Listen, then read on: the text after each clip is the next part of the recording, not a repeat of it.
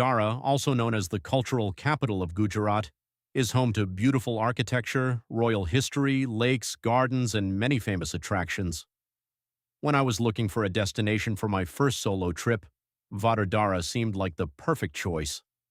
I planned everything myself, from the metro journey and train travel to the places I wanted to explore. My goal was simple: leave Gandhinagar early in the morning, spend the day discovering the city, and return by night with unforgettable memories. At least that was the plan. What I didn't know was that this trip would turn out very differently from what I had imagined. The day started much earlier than usual. At around 6:30 in the morning, I grabbed a quick breakfast because I had a long day ahead of me. Today wasn't just another outing, it was my first solo trip to Vadodara, and honestly, I was both excited and a little nervous. After breakfast, I left the hostel and picked up my bicycle. My first destination was Mahatma Mandir metro station, which would begin the journey towards Ahmedabad. Interestingly, Gandhinagar railway station is located quite nearby, and taking a direct train might sound like the obvious option. However, there weren't any suitable morning trains that matched my schedule, so I decided to travel via Ahmedabad instead. By around 7:15 in the morning, I reached Mahatma Mandir metro station. After parking my bicycle at the MyBYK station, it was finally time to start the actual journey. To reach Ahmedabad railway station, I first needed to travel to Kalyapur metro station, which is the closest metro station to the railway station. It seemed simple on paper, but I was constantly checking the time because I didn't want to miss my train. The metro ride was smooth, and before I knew it, I had reached Ahmedabad. But there wasn't much time to relax.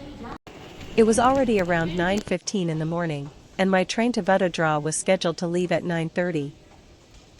So I quickly made my way through the station and rushed towards the platform. Thankfully, everything went according to plan, and I managed to board the train just in time. As the train left Ahmedabad, a few hours later, I arrived at Vadodara railway station. It was around noon, the sun was blazing, and the city was already buzzing with traffic and activity.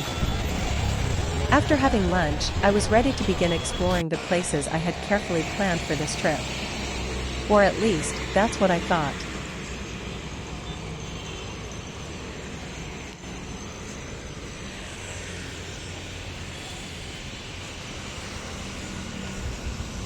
My first destination in Vadodara was the magnificent Laxmi Vilas Palace. From the railway station, I booked a bike and traveled around 3 kilometers to reach here. Even before entering, the sheer size of the palace was enough to impress me. Built by Maharaja Sayaji Baug III, this palace is often said to be one of the largest private residences ever built, and seeing it in person, it's easy to understand why. The architecture is a fascinating blend of Indian, Islamic, and European styles, making the palace look grand from every angle. At the entrance, there were different ticket options available. One package included both the palace and the Maharaja Fateh Singh Museum, while a separate ticket was available for the palace alone. Since I wanted to focus mainly on the palace, I chose the individual entry ticket, which cost me around 250 rupees. Instead of a traditional guide, visitors are provided with an audio device. At different numbered locations inside the palace, you can play corresponding audio clips that explain the history and significance of each section. After exploring Laxmi Vilas Palace, I made my way to Sursagar Lake, one of Vadodara's most recognizable landmarks. The lake is especially famous for its massive statue of Lord Shiva, which stands proudly at the center and can be seen from quite a distance. Unfortunately, during my visit, the park area around the lake was closed, so I could only enjoy the view from outside. Still, after spending hours walking under the afternoon sun, it was nice to take a short break and appreciate the peaceful atmosphere of the lake. My next stop was Kirti Mandir, an important historical monument associated with the Gaekwad royal family. The memorial was built to honor the rulers who played a major role in shaping Vadodara's history and cultural heritage. From the outside, the architecture itself gives a glimpse of its historical significance. Unfortunately, just like a few other places on my itinerary, the monument was closed during my visit, so I wasn't able to explore the interiors. Still, I wanted to stop by and at least experience a small part of Vadodara. Another popular attraction in Vadodara is Sayaji Baug, one of the largest and most famous public gardens in the city.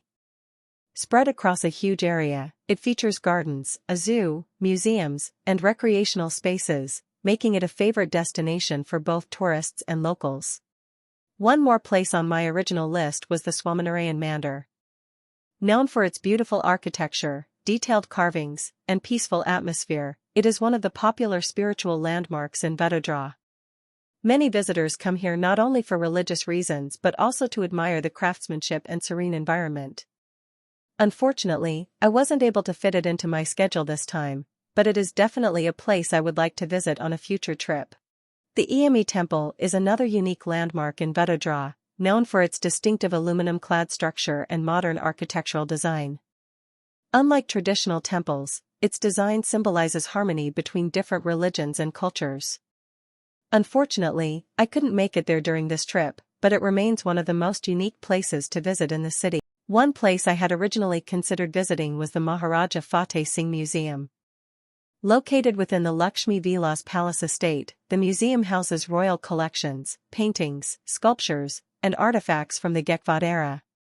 Many of the artworks were collected from different parts of the world, giving visitors a glimpse into the royal lifestyle and art. And just like that, it was time to head back. This trip didn't go exactly as planned. Some places were closed, the heat was exhausting, and I couldn't explore everything on my list. But despite all that, this was my first solo trip, and I learned a lot along the way. Sometimes the best part of traveling isn't having a perfect day, it's the experience you gain from it. Vadodara, I'll definitely be back someday. Thanks for watching, and I'll see you in the next adventure.